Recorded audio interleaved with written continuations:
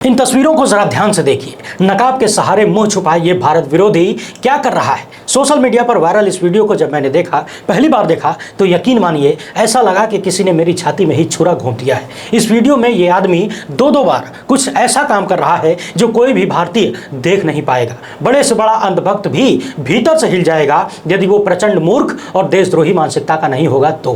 पूरे मामले पर विस्तार से बात करेंगे और ये भी बताएंगे कि ये जो कर रहा है उसकी उपज कहां से हो रही है।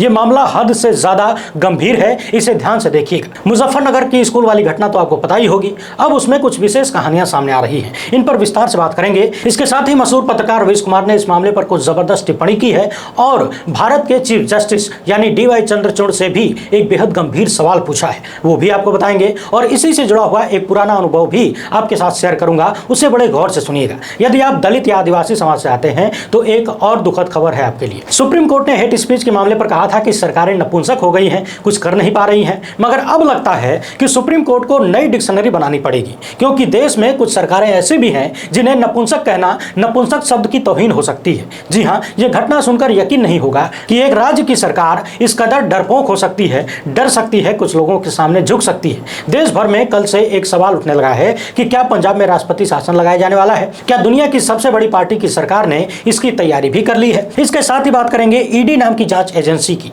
जो आजकल विपक्षी दलों और उनके नेताओं के लिए भस्मासुर बन गई है। क्या ईडी के भी बुरे दिन आ रहे हैं? और यदि ऐसा है तो इन सब का जिम्मेदार कौन है? वीडियो में काफी महत्वपूर्ण चर्चाएं होनी है, इसलिए अंत तक देखिएगा। पहली बार देख रहे हैं तो चैनल को सब्सक्राइब कर लीजिए, घंटा जरूर बजाया करिए, तभी आपको वीडियो तुरंत मिलेगी। फेसबुक पर है तो फॉलो कर लीजिए। देश में मीडिया के नाम पर अब सिर्फ सोशल मीडिया ही बचा है और आप सब जानते हैं कि हम किसी धन्ना सेठ या राजनीतिक दल के टुकड़ों पर नहीं चलते। हमारा काम पसंद आए तो स्वतंत्र पत्रकारिता के समर्थन के लिए इस QR कोड या फिर मोबाइल नंबर का प्रयोग करते हुए हमें आर्थिक रूप से मजबूत करने का प्रयास जरूर करें। वीडियो देखते वक्त जल्दीबाजी न किया करिए। मैं तो वैसे ही कम से कम शब्दों में खबरों को समेटने की कोशिश करता हूं ताकि आप कम समय में ज्यादा पा सकें। अंत तक देखा करिए, पूरा देखा करिए। पिछले दिनों राहुल गांधी लद्दाख की यात्रा पर गए थे। वहां पर उन्होंने आम जनमानस से मेलजोल किया, बातचीत की, उनकी समस्याओं पर चर्चा की। वहां के नौजवान कैमरे पर राहुल गांधी से सवाल कर रहे थे और बता भी रहे थे कि हमारे यहाँ बेरोजगारी सबसे बड़ी बीमारी बन चुकी है और पिछले कुछ सालों में रोजगार मिलना नामुमकिन जैसा होने लगा है। भाजपा सरकार को घेरते हुए नौजवानों ने बेरोजगारी के लिए जिम्मेदार बताया। इस पर राहुल गांधी ने कहा कि इस सरकार को चुना भी तो आप ही लोगों ने है। तभी नौजवान कहता है कि यही तो गलती हो गई है। इसी कार्यक्रम में किसी ने राहुल से कहा कि कांग्रेस का बैकड्रॉप हो रहा है। इस पर राहुल गांधी ने कहा कि कर्नाटक में किसका बैकड्रॉप हुआ? हिमाचल में हाल ही में चुनाव हुआ है, वहां किसका बैकड्रॉप हुआ? आने वाले 4 राज्यों में विधानसभा के चुनाव होने वाले हैं, उन चारों में हम जीतने जा रहे हैं, यानी कांग्रेस जीतने जा रही है। और इसके बाद उन्होंने 2024 के चुनाव में भी जीतने का दावा कर दिया है। चीन को लेकर भी लद्दाख से राहुल गांधी ने बेहद गंभीर सवाल उठाए और प्रधानमंत्री मोदी पर चीन के खिलाफ एक्शन न लेने का आरोप लगाया। पिछले दिनों भारत के प्रधानमंत्री दक्षिण अफ्रीका गए थे।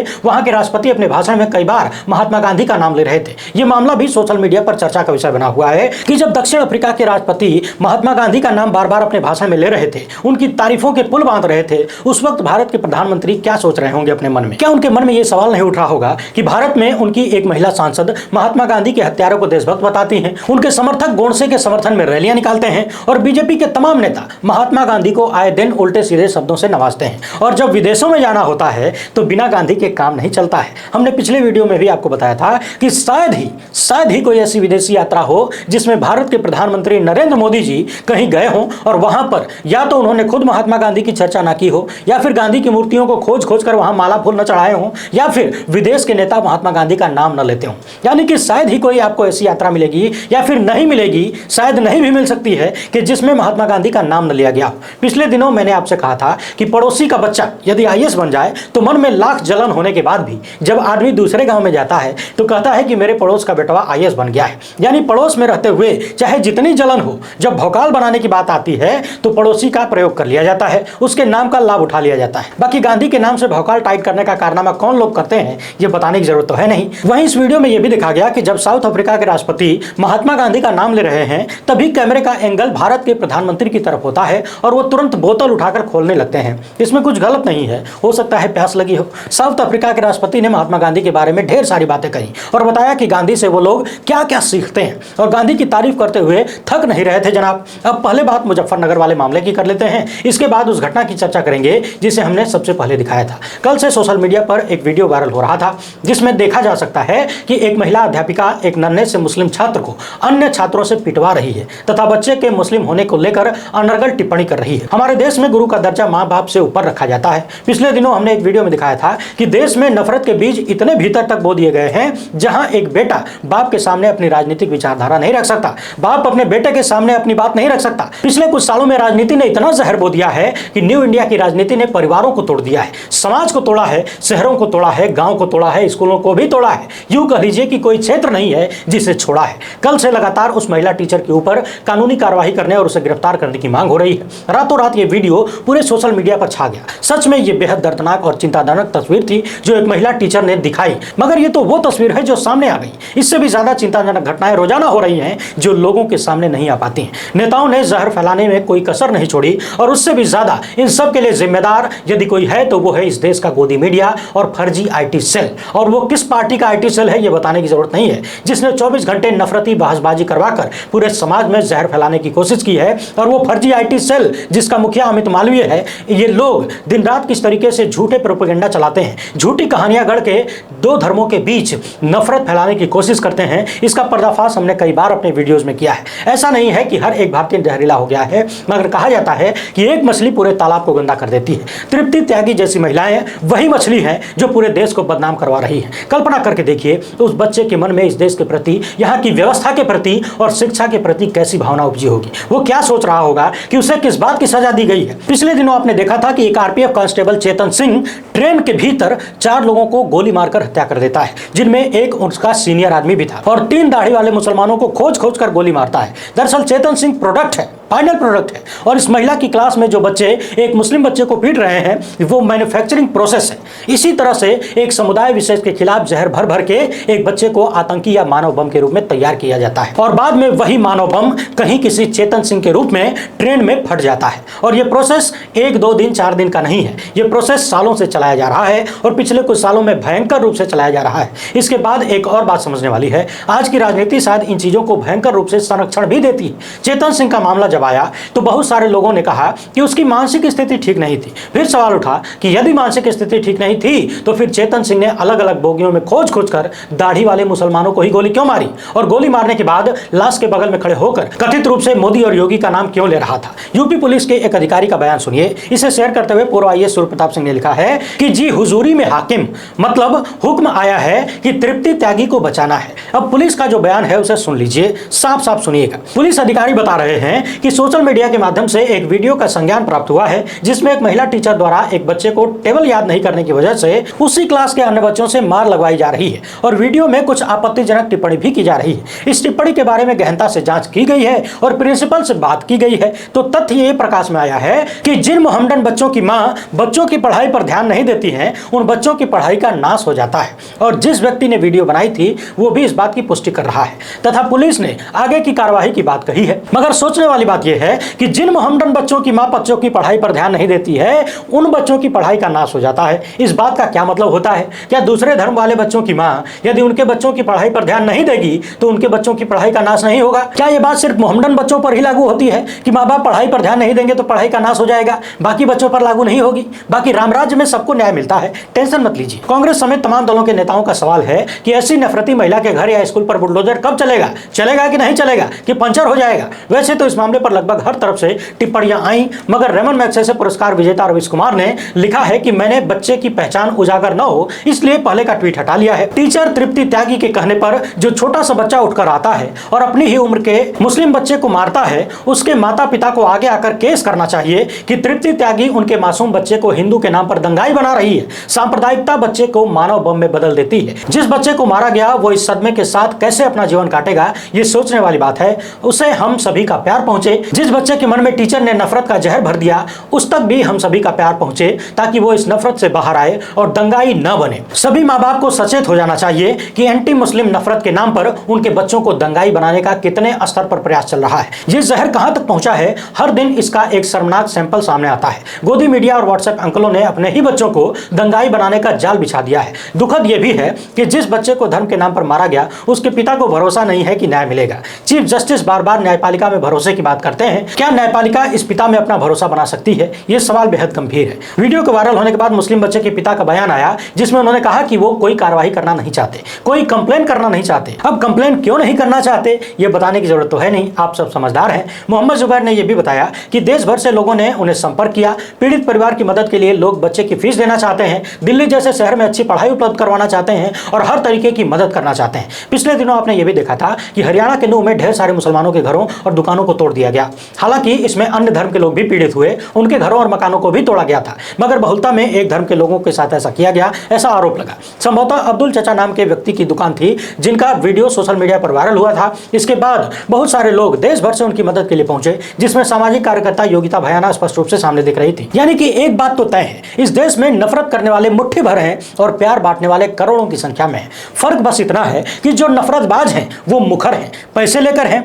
किसी प्रोपेगेंडा के तहत हैं या फिर अपने से हैं, ये तो आप सब जानते हैं। और प्रेम के जो पुजारी हैं वो शांत और शालीन रहना चाहते हैं। वो जब मौका आता है तब सामने आते हैं। जब ये वीडियो सोशल मीडिया पर वायरल होने लगा तब खबर आई कि राष्ट्रीय बाल अधिकार सुरक्षा आयोग के चेयरमैन इस वीडियो को लेकर बहुत चिंतित थे कि यह क्यों वायरल हो रहा है। मोहम्मद जुबैर ने लिखा कि हो सकता है कि ट्विटर से इस वीडियो को हटाने की कार्रवाई भी करवाई जाए, भले ही आप बच्चों के चेहरों को ब्लर करके उसे दिखाए हो। इस तरह की कहानी लगातार सामने आती है। हाल ही में जब मणिपुर का वीडियो वायरल हुआ था तब भी इस तरह का एक्शन सामने आया कि फटाफट सोशल मीडिया से वीडियो को हटवाया गया। यानी कि घटना क्यों हो रही है उसके भीतर उतरने की बजाय घटना लोगों तक न पहुंचे, लोगों की इसकी खबर न मिले, इस पर फोकस किया जाता है। ट्विटर पर कोई लेखक अब्दुल्ला लिखते हैं कि जब भारत का मीडिया चांद पर पहुंचने के लिए गर्व महसूस कर रहा है, उसी वक्त भारत में इस नफरतपूर्ण हरकत को, जो कि भारत की साख दुनिया में गिरा रहा है, उसे इग्नोर किया जा रहा है। वैसे ये बात तो सोचने वाली है कि एक तरफ हम चांद की ऊंचाइयों को छू रहे हैं और दूसरी तरफ नफरत की आग हमें ऐसे गर्त में गिरा रही है और दुनिया भर में हमारा नाम खराब कर रही है। पिछले दिनों हेट स्पीच को लेकर सुप्रीम कोर्ट ने सरकारों को फटकार लगाते हुए कहा था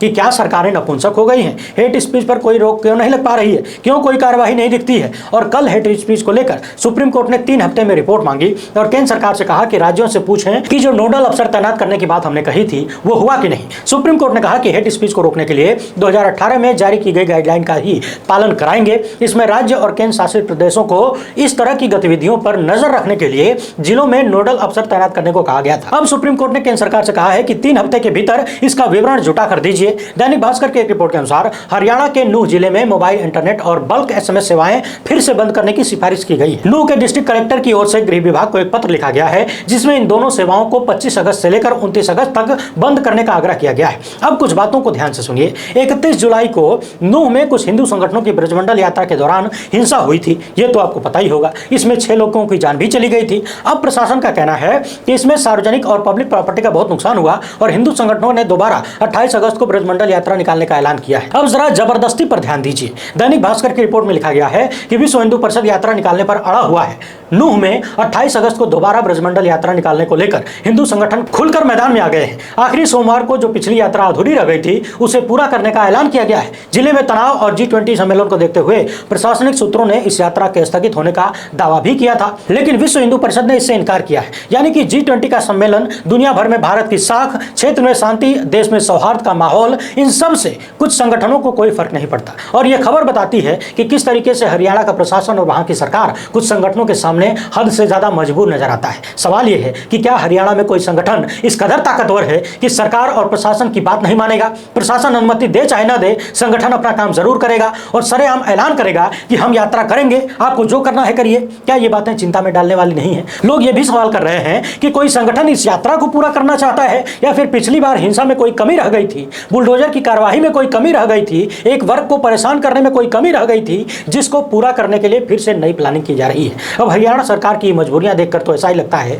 कि सुप्रीम कोर्ट को नपुंसक शब्द की जगह कुछ नया शब्द ढूंढ लेना चाहिए जो और नीचे गिराता हो। सोशल मीडिया पर मध्य प्रदेश के बालाघाट की एक खबर वायरल हो रही है, जिसमें बताया गया है कि बकरी चोरी के आरोप में आदिवासी युवक से पैर छटवाया गया और फिर परिवार से जुर्माना भी वसूला गया। बाकी आप लोग टेंशन मत लीजिए, देश में राष्ट्रपति उसी समाज से आती हैं। अब इस दूसरी खबर को भी देख लीजिए। लिखा है मंदिर में अभद्रता, परिजनों ने कहा कि जूते से पीटते हुए ले गई पुलिस, सुबह मृत मिला आदिवासी। इन खबरों को शेयर करते हुए सोशल मीडिया पर किसी ने पूछा है है कि इस तरह की घटनाएं सिर्फ आदिवासी और दलितों के साथ ही क्यों होती हैं। हालांकि क्यों होती हैं यह तो आप सब जानते हैं, मगर देश के दलित आदिवासी टेंशन बिल्कुल न लें। इसके पहले हमारे देश में रामनाथ कोविंद जी राष्ट्रपति बनाए गए थे, जो कि शेड्यूल कास्ट से आते थे, और अभी हमारे देश में राष्ट्रपति द्रौपदी मुर्मू जी हैं, महिला भी हैं और आदिवासी समाज से भी बताई जाती हैं। ये अलग बात है कि आदिवासी महिलाओं के साथ मणिपुर में जो घटनाएं हुई उन पर शायद उन्होंने कोई टिप्पणी नहीं की। सबको इंतजार था। जब भी किसी पिछड़े समाज से किसी को उठाकर राजनीति के बड़े पद पर बिठाया जाता है तो खूब भौकालबाजी की जाती है। कहा जाता है कि देखिए हमने उस समाज से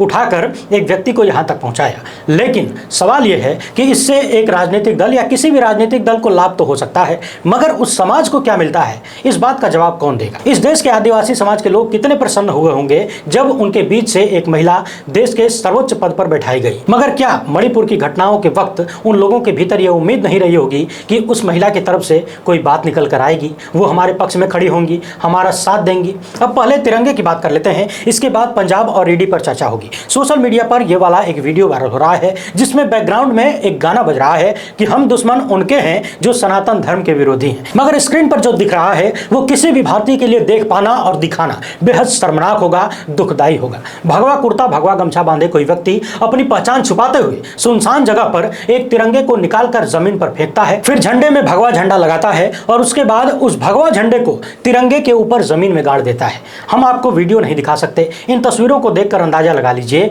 कि क्या हो रहा है। सोशल मीडिया की मजबूरियों की वजह से वीडियो दिखाना संभव नहीं है, मगर इसके बाद भी हम नहीं दिखा सकते थे क्योंकि ये वीडियो जब मैंने खुद मैंने देखा तो मुझे लगा कि किसी ने तिरंगे पर नहीं बल्कि मेरी छाती में छुरा घोंप दिया हो। और ये व्यक्ति यही नहीं रुकता है, दूसरी जगह पर तिरंगे को लगाकर उसमें आग लगाता है। ये भी देखा जा सकता है इस वीडियो में। इसके साथ ही बैकग्राउंड में अलग अलग तरीके के भड़काऊ गाने बजाए जा रहे हैं। पहली बात तो ये है कि इन लोगों के भीतर इतनी हिम्मत आ कहां से रही है कि 140 करोड़ की आबादी जिस तिरंगे को अपनी स्थान में देखती है, उस तिरंगे को ये लोग इस तरह से अपमानित कर रहे हैं, जला रहे हैं और उसके बदले भगवा झंडा लगा रहे हैं। सोशल मीडिया पर लगातार इस तरह की चर्चा होती है कि एक खास विचारधारा के लोगों ने तिरंगे को कभी दिल से अपनाया नहीं था, बहुत दिनों बाद राजनीतिक मजबूरियों के कारण अपने मुख्यालय पर तिरंगा फहराया। यानी कि इस विचारधारा के जनदाता कौन लोग हैं ये बताने की जरूरत नहीं है। सोशल मीडिया पर लोग ये भी लिख रहे हैं कि ये डरपोक आदमी अपनी पहचान छुपाकर ये घटिया हरकत कर रहा है। कुछ लोग ये भी कह रहे हैं कि नकाब हटेगा तो फलाना धर्म का निकलेगा। मगर सवाल यह है कि ये किसी भी धर्म का निकले,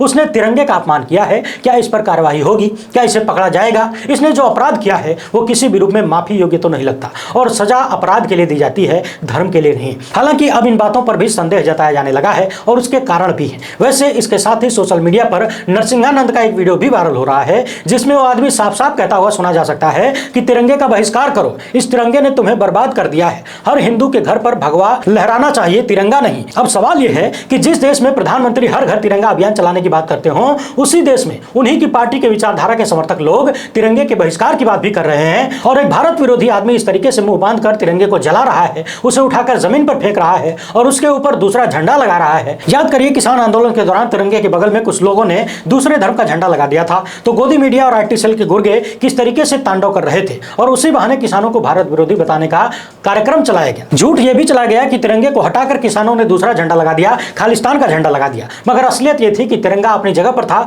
और दूसरा झंडा जो कि खालिस्तान का नहीं था, कोई धार्मिक झंडा था, तिरंगे से नीचे लगाया गया था। अब सवाल यह है कि तिरंगे को लेकर जो लोग उस वक्त इतने भावुक हुए थे, इस तरह की वीडियोस वायरल होने के बाद वो कहां है? इस वीडियो में एक चीज और देखने वाली है, लगातार हिंदू देवी देवताओं की तस्वीरें दिखाई जा रही है और तिरंगा हटाओ भगवा लगाओ अभियान की शुरुआत बताया जा रहा है। बाकी न्यू इंडिया की तस्वीरें देखते जाइए, शायद विश्व गुरु बनने के लिए यही सब बाकी रह गया था। एक बात मैं और साफ करना चाहूंगा, ये वीडियो कब की है, कहां से आई है, किसने बनाया है, इन सारी चीजों के बारे में हमें कोई जानकारी नहीं है। सोशल मीडिया पर वायरल हो रही थी, इसलिए हमने इस पर सवाल खड़े किए। प्रशासन को चाहिए कि जल्द से जल्द इसकी जांच करें कि इस वीडियो की शुरुआत कहां से हुई, किसने इस वीडियो को बनाया और इस वीडियो में जो व्यक्ति दिख रहा है वो कौन है, कहां का है। इसके साथ ही उस पर कठोर कानूनी कार्रवाई भी होनी चाहिए ताकि आने वाले दिनों में इस तरह की हरकतें करने वाला पहले से डरा रहे, सहमा रहे। पिछले कई सालों से केंद्र की जांच एजेंसियों पर लगातार आरोप लगते आ रहे हैं कि मोदी सरकार विपक्षी नेताओं और उनके सगे संबंधियों को टारगेट करने के लिए, उन्हें परेशान करने के लिए, राजनीतिक रूप से कमजोर करने के लिए जांच एजेंसियों का दुरुपयोग कर रही है।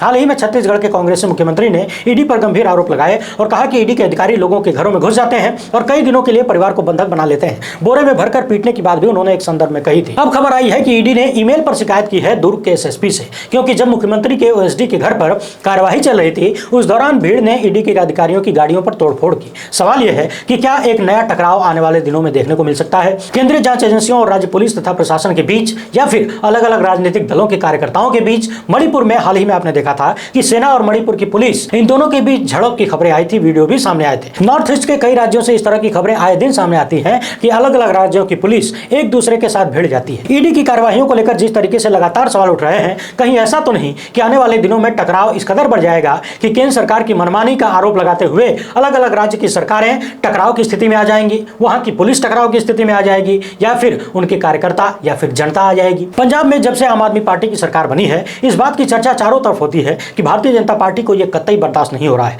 पिछले दिनों एक ऐसी खबर आई जिसने सबको चौंका कर रख दिया। पंजाब के गवर्नर ने राष्ट्रपति शासन लगाने की धमकी दे डाली। राज्यपाल बीएल पुरोहित ने पंजाब के मुख्यमंत्री को पत्र लिखकर कहा कि राजभवन द्वारा मांगी गई जानकारियां सरकार की ओर से नहीं दी जा रही है, यह संवैधानिक कर्तव्य का अपमान है। मुख्यमंत्री के इस आचरण पर उनके पास कानून और संविधान अनुसार कार्यवाही करने के अलावा कोई विकल्प नहीं बचता है। यानी कि उन्होंने सीधे सीधे राष्ट्रपति शासन लगाने की धमकी दी है। गवर्नर ने कहा कि 4 पेज का यह लेटर भगवंत मान को 15 अगस्त को लिखा गया था, जो अब सामने आया है। उन्होंने कहा कि नशे पर सरकार द्वारा की गई कार्यवाही की रिपोर्ट ऑफिस में भेजें। मुख्यमंत्री का गवर्नर को जानकारी देना अनिवार्य है। सरकार के नियंत्रण वाले शराब ठेकों पर ड्रग्स बेची जा रही है। इस तरह की बातें वहां के राज्यपाल ने कही है। पिछले दिनों आम आदमी पार्टी ने पंजाब में भाजपा पर कथित रूप से विधायकों की खरीद फरोख्त जैसे आरोप लगाए थे। अब चर्चा इस बात की होने लगी है कि क्या पंजाब की सरकार दिल्ली की आंखों में चुम रही है?